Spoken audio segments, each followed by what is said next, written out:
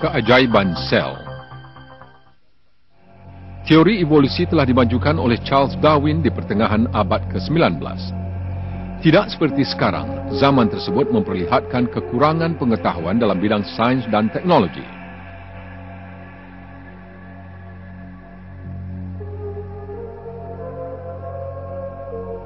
Ahli sains abad ke-19 terpaksa bekerja di dalam makmal biasa dengan menggunakan peralatan primitif.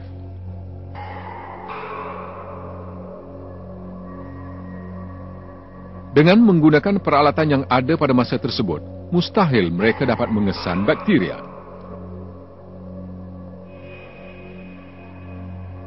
Lagipun, para saintis masih dipengaruhi oleh banyak kepercayaan karut yang diamalkan sejak zaman pertengahan.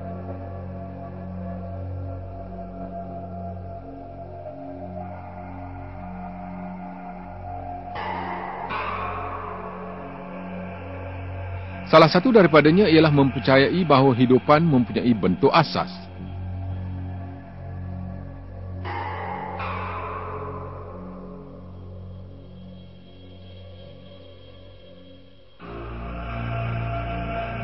Sejak zaman Aristotle lagi, kepercayaan ini menunjukkan bahawa hidupan wujud secara kebetulan, hasil pengumpulan jizim, bukan hidup dalam persekitaran yang lembab.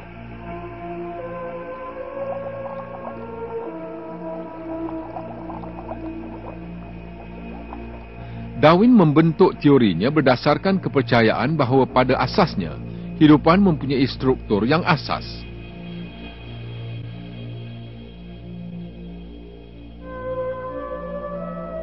Ahli biologi yang lain yang menerima dan membela teori Darwin bersependapat dengannya. Sebagai contoh, penyokong utama Darwinisme di Jerman, Ernst Haeckel, beranggapan bahawa sel hidup yang dilihat sebagai tumpuk hitam di bawah mikroskop ketika itu mempunyai struktur yang asas. Di dalam salah satu daripada risalahnya, beliau telah merujuk kepada sel sebagai ketulan kecil kombinasi albumin karbon. Teori evolusi adalah berdasarkan tanggapan yang sebegini. Pengasas teori evolusi seperti Haeckel, Darwin dan Huxley beranggapan bahawa hidupan mengambil bentuk mudah dan ia wujud dengan sendirinya secara kebetulan. Namun, mereka tersilap.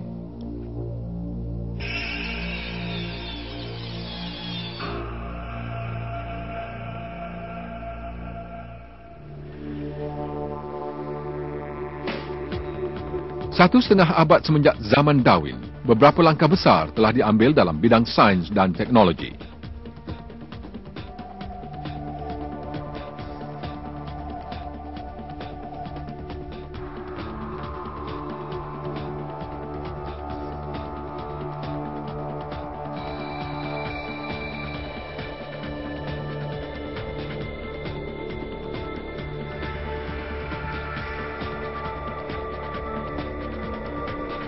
Para saintis telah menemui struktur sel yang dirujuk Haeckel sebagai ketulan kecil kombinasi albumin karbon.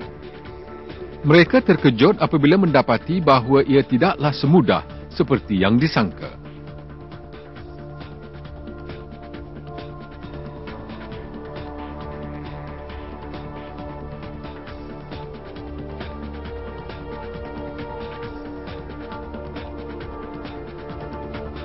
Sel didapati mempunyai sistem yang amat kompleks yang tidak mungkin dapat dibayangkan pada zaman Darwin.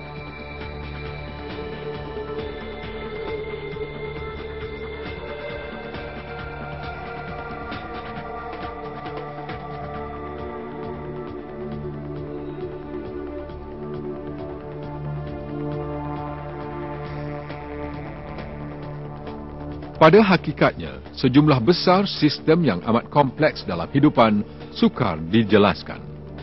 Seorang ahli biologi molekul terkemuka, Michael Danton, telah membuat perbandingan berikut untuk menerangkan struktur sel yang sebenar.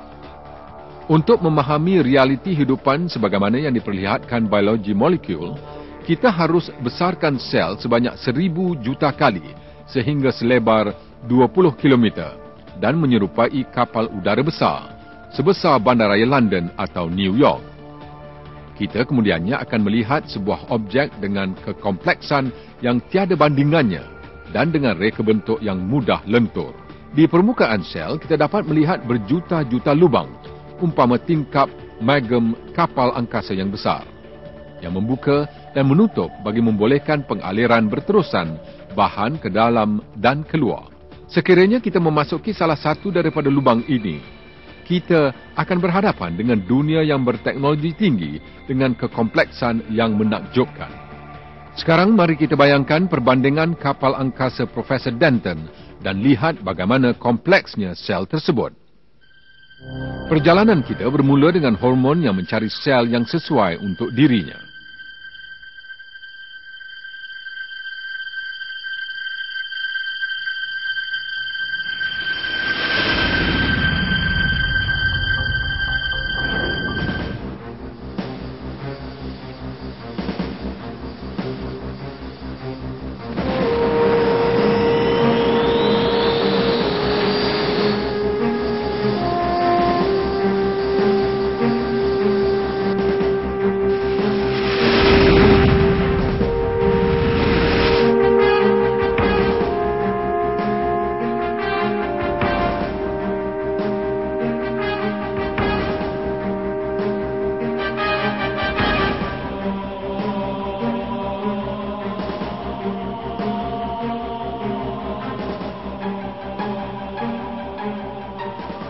Apabila hormon mendekati sel, ia akan terlebih dahulu mencari pintu masuk ke dalam sel tersebut.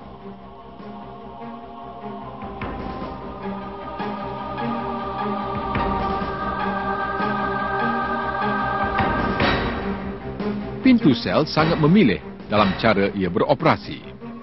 Setiap molekul yang berhenti di pintu diperiksa untuk memastikan sama ada ia berguna kepada sel atau tidak. Pintu tersebut hanya akan buka untuk sel yang berguna.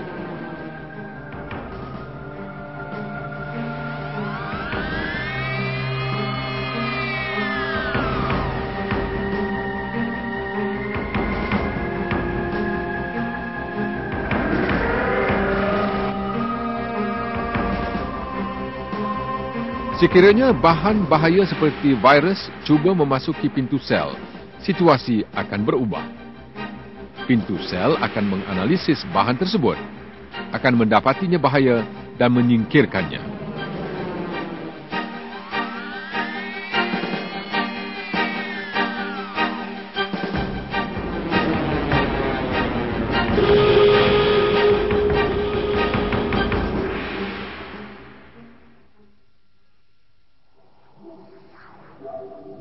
Apabila kita memasuki sel, kita akan menyaksikan teknologi serta kekompleksan yang menakjubkan sebagaimana yang diterangkan Profesor Denton.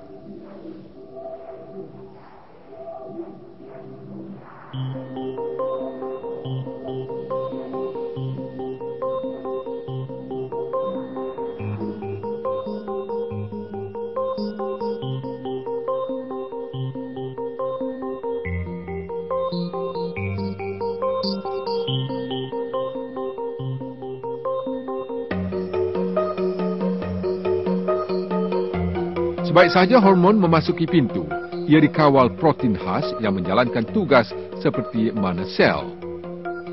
Protein ini dipanggil enzim.